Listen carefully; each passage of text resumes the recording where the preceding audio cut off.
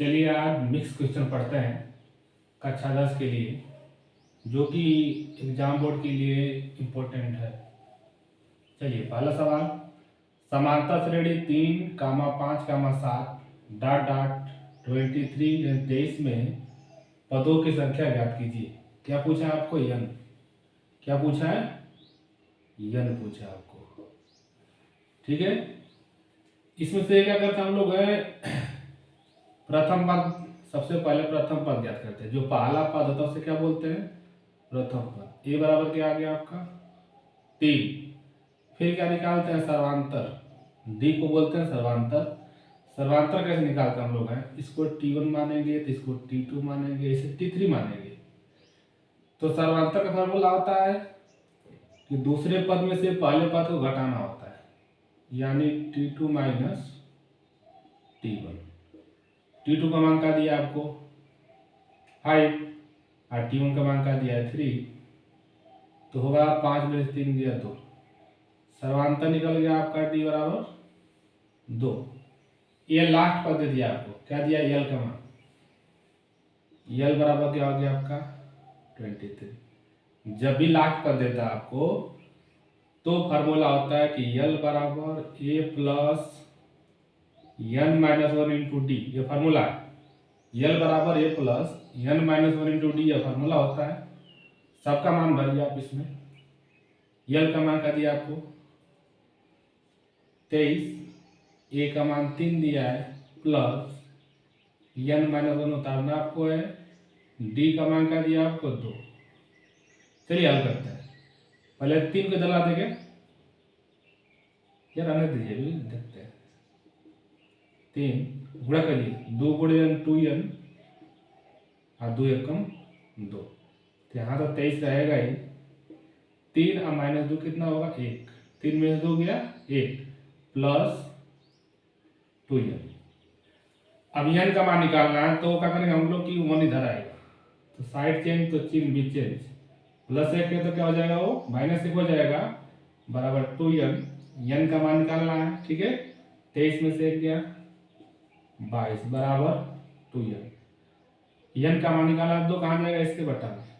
n बराबर 22/2, यानी कि आ गया 11। n का मान कितना आ गया आपका? कितने पद है उसमें? 11 पद।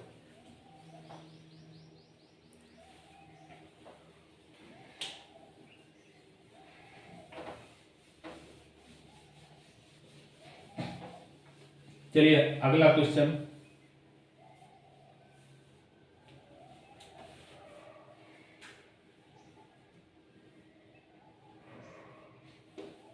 नौ, 2 क्वेश्चन नंबर 2, सॉरी 2 लिखा है।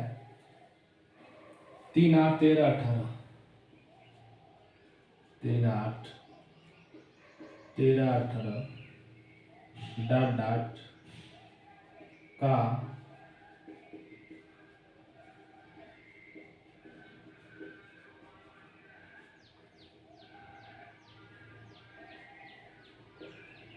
कौन सा पद 18 है?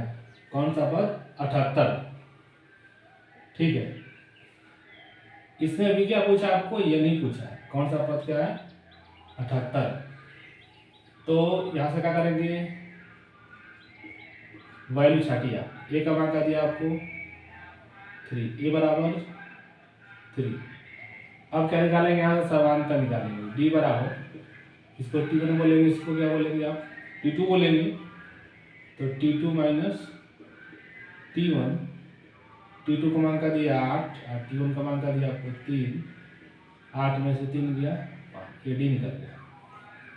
ए निकल गया, डी निकल गया। का कौन सा पद 78 है? यानी क्या दिया आपको? Tn बराबर 78। Tn नंबर ऑफ टर्म दे दिया आपको। अब पूछा क्या आपसे? कौन सा पद, यानी n पूछा है। फिर वही सवाल हमारा। चलिए अंतिम पद दे दिया है तो Tn लिखेंगे। Tn बराबर A plus n minus 1 into D. Same formula. अगर अंतिम पद देता तो जहाँ Tn लिखा वहाँ क्या लिखते? n लिखते आप। तो Tn का मान क्या दिया आपको? 78।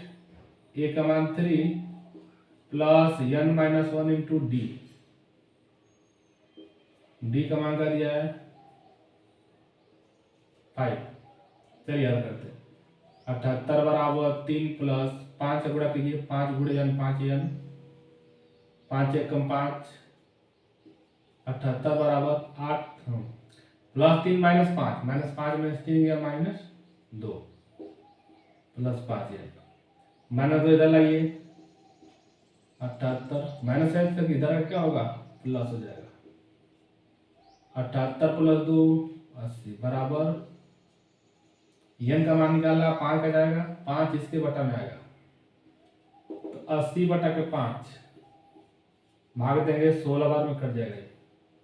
n बराबर क्या हो जाएगा आपका 16।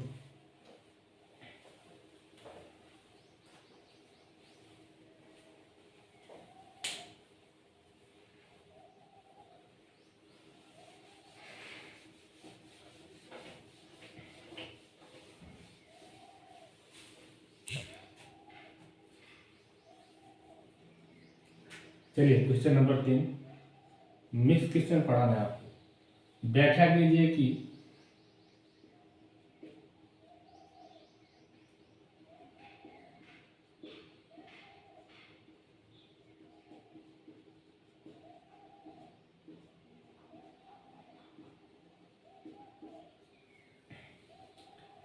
सात 11 13 प्लस 13, 7 गुणे 11 गुणे 13 प्लस 13,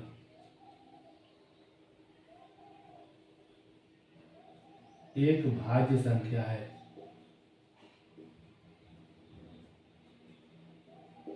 भाज्य संख्या वाला जो 2 से कट जाए सिद्ध करना हमको है। ये भी क्या है समांतर में, यह पहले चैप्टर का हम लोगों का है।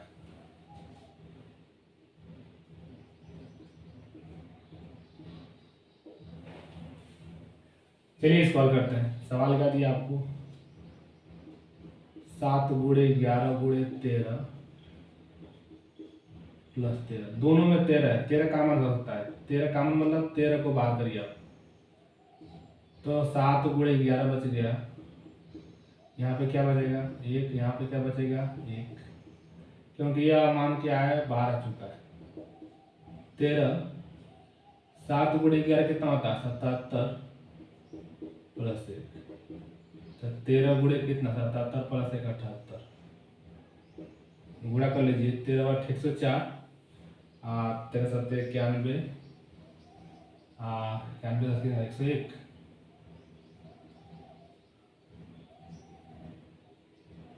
गुणा करके देख लीजिए सही होने के लिए। 78 में 13 गुणा 3 8 24, 3 7 21 2 23, 8 7 8 3 11, 3 7 9 10, ठीक है। देखिए यह 2 से कटेगी, यह संख्या क्या होगी 2 से, अतः 1014 2 से क्या है विभाज्य है, इसलिए यह क्या होगा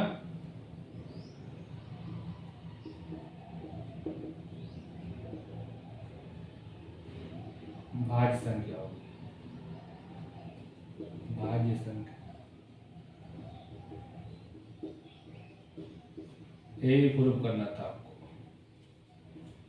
20 प्लस आना होता है, गुणा करके जोड़ करके जितना आता है देख लीजिए। 2 से कटता है, अगर 2 से कटता है तो भाज्य है, 2 से नहीं कटेगा तो अभाज्य है।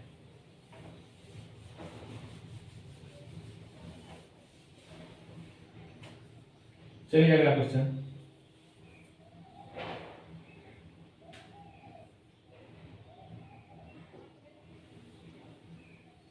1 2 3, चलिए इसको इतना देते हैं।